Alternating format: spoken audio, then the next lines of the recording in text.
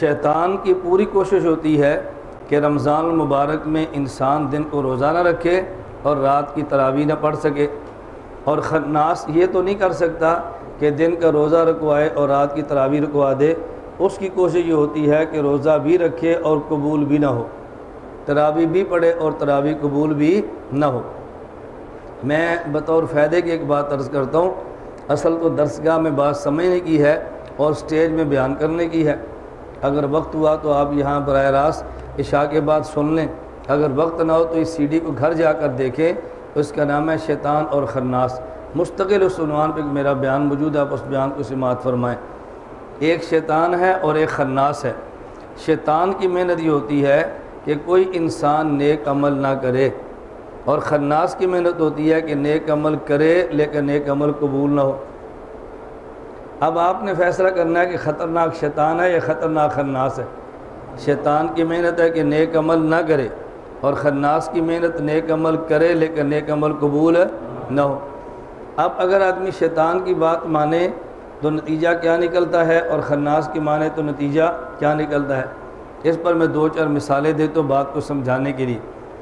شیطان کی محنت ہوتی ہے کہ انسان زنا کرے، اور خناس یہ بات سمجھاتا ہے کہ دیکھ تیرے پر داڑھی ہے، اور داڑھی بھی چھوٹی نہیں ہے، 1 آدھ فٹ کی داڑھی ہے، اتنی بڑی تو نے داڑھی رکھی ہوئی ہے، اور تجھے لوگ کتنا نیک سمجھتے ہیں۔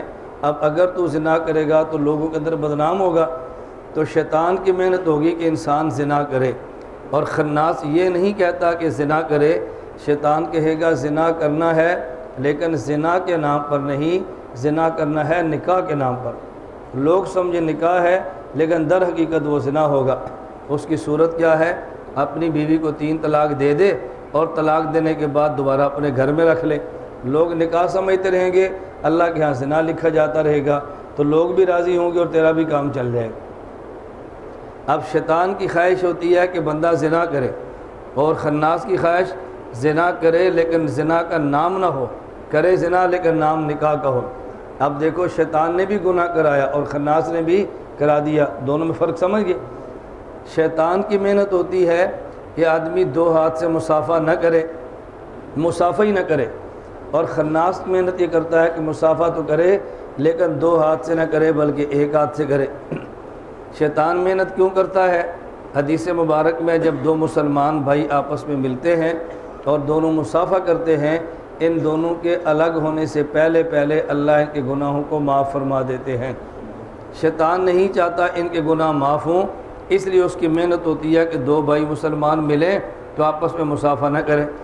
اور خناس کہے گا اب اگر مصافحہ نہ کیا تو لوگ کہیں گے کیسا مسلمان ہے کہ دیکھو مصافحہ ہی نہیں کرتا، اس لیے مصافحہ کر تو لو لیکن 2 ہاتھ سے نہ کرنا، 1 ہاتھ سے کرنا۔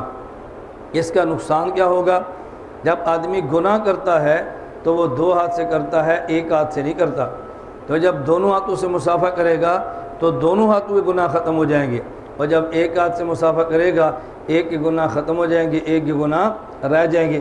1 عضو کا گناہ باقی ہو تو پورا وجود جہنم میں جاتا ہے، اور جانے کا سبب انسان کا 1 عضو بنتا ہے۔ اب انسان نے گانا سنا ہے کان سے، لیکن جہنم میں پورے جسم کو جانا پڑتا ہے، اور جانے کا سبب انسان کا کان بنتا ہے۔ غیبت کرتا ہے زبان سے، پورا جسم جہنم میں جاتا ہے، اور جانے کا سبب صرف انسان کی زبان بنتی ہے۔ اپنی آنکھوں سے دیکھ رہا ہے نامحرم عورتوں کو، تو یہ جہنم میں پورا جسم جاتا ہے، اور جہنم میں جانے کا سبب انسان کی صرف 1 آنکھ بنتی ہے۔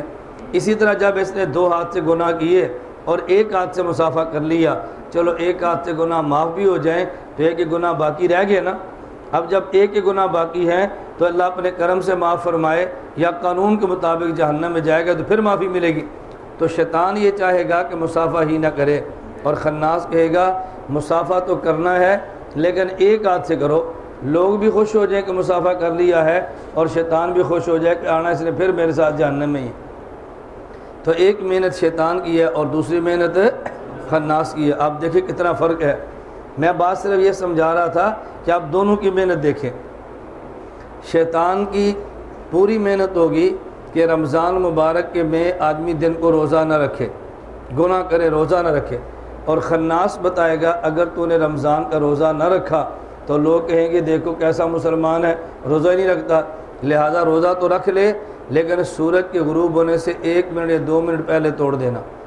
اب اگر شیطان کی بات مانے گا تو روزہ تو نہیں رکھے گا لیکن دن کو کھا پی تو لے گا نا، اور خناس کی بات مانی ہے تو دن کو بھوکا اور پیاسا بھی رہا اور رات اس کا روزہ بھی پورا نہیں ہوا۔ اگر شیطان کی مانے گا تو 1 روزہ رہ گیا، عید الفطر کے بعد 1 کی قضا کر لے، اور خناس کی مانی ہے تو غروب آفتاب سے 2 منٹ پہلے روزہ توڑ دیا، اب 1 نہیں، اس کو 1 بھی اور 7 2 مہینے کفارہ بھی دینا پڑے گا۔ تو شیطان کی مانتا تو 1 کی قضا ہوتی، اور خناس کی مانے گا تو اس کے نامہ اس کے ذمہ 61 روزے اور ہو جائیں گے۔ اب بتاؤ شیطان کی محنت خطرناک ہے یا خناس کی؟ شیطان یہ چاہے گا کہ رمضان مبارک کا مہینہ ہے اور عید الفطر قریب آ رہی ہے، اس لیے دکان بند کرنے کے تراویح پڑھنے کی بجائے دکان پہ کام کرو، رات کو جوتے بیچو، رات کو کپڑے فروخت کرو، موسم قریب آ رہے پھیڑیاں اور سبیاں فروخت کرو تاکہ پیسے کماؤ۔ یہ پیسے کمانے کا سیزن ہے، بیوقوف آدمی ہے، تراویح کی وجہ سے اپنے یہ ختم نہ کرو، یہ ایسا کام نہ کرو، تراویح چھوڑو اور بال کماؤ، یہ شیطان کہے گا۔ اور خناس سے کہنا یار تو 5 وقت نمازیں پڑھتا ہے، تیرے چہرے پر داڑھی ہے، اب اگر تو تراویح کے لیے نہ گیا تو لوگ کیا کہیں گے؟ اس لیے ایسا کر 8 رکعت جو سال میں 11 مہینوں میں تہجد پڑھتا ہے نا، رمضان میں وہی 8 رکعت پڑھ اور اس کا نام تراویح رکھ دینا۔ اب شیطان تراویح نہیں پڑھنے دیتا اور خناس تہجد پڑھا کے نام تراویح رکھ دیتا ہے۔ اب دیکھو شیطان نے بھی روک لیا اور خناس نے بھی روک لیا۔ فرق کیا نکلا ہے کہ اگر شیطان کی بات مانی ہے، یہ عید الفطر پڑھے گا اور مولانا صاحب کے پاس آئے گا اور روتے ہوئے منہ سے کہے گا حضرت جی دعا فرمائے، اللہ مجھے معاف فرما دے، میں بہت گندا آدمی ہوں، میں نے رمضان میں دنیا کمانے پر گزار دیا اور رمضان کی مبارک ساعات میں رات کو تراویح نہیں پڑھ سکا، یہ روئے گا اور معافیاں مانگے گا۔ اور اگر خناس کی بات مانی ہے وہ معافی نہیں مانگے گا بلکہ وہ مولوی صاحب سے کہے گا کہ گمراہ تم ہو، میں تو کیسا مسلمان آدمی ہوں کہ میں نے تہجد پڑھے ہیں اور نام میں نے تراویح رکھ لیا۔ تراویح شیطان نے بھی چھڑائی ہے اور تراویح خناس نے بھی چھڑائی ہے۔ فرق کیا ہے؟ شیطان کی بات مانی ہے تو عید کے دن توبہ کرے گا، اور خناس کی بات مانی ہے عید کے دن اکڑے گا اور پوری امت کو گمراہ کہے گا۔ تو ایک محنت شیطان کی ہے اور ایک محنت خناس کی ہے۔ شیطان کی محنت ہوتی ہے کہ بندہ نیک عمل نہ کرے، اور خناس کی محنت ہوتی ہے نیک عمل کرے لیکن نیک عمل قبول نہ ہو۔ اب بتاؤ خطرناک محنت شیطان کی ہے خناس کی ہے؟ اگر شیطان کی بات مان لی اور فجر کی نماز نہ پڑھی، چلو نیند تو پوری ہو گئی نا، اور اگر خناس کی بات مان لی اور نماز خراب پڑھی، اب بتاؤ نماز بھی پڑھ لی، نماز بھی نہیں ہوئی اور نیند بھی خراب کر دی۔ تو خناس شیطان کی مانے چلو دنیا کا فائدہ تو ہے نا، اگر کھایا پیا پیٹ تو بھر لیا، خناس کی بات مانی روزہ بھی نہیں ہے اور آخرت کے اندر جہنم بھی ہے۔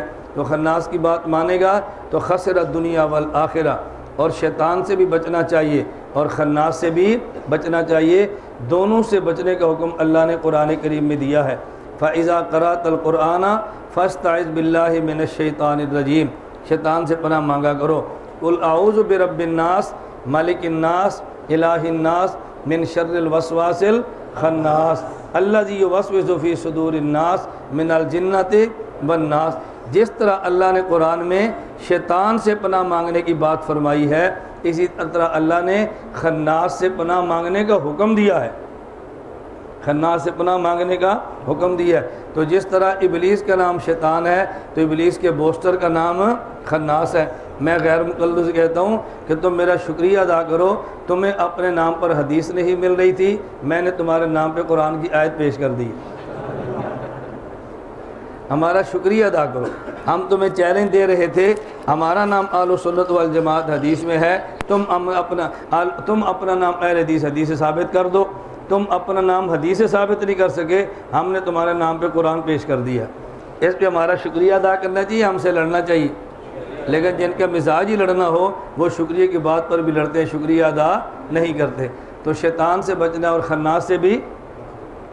خناس کا کام شروع کہاں سے ہوتا ہے یہ بھی ذہن میں رکھ لیں، جہاں شیطان کا کام ختم ہوتا ہے وہاں سے خناس کا کام شروع ہو جاتا ہے، جہاں سے شیطان کا کام ختم ہوتا ہے وہاں سے خناس کا کام شروع ہو جاتا ہے۔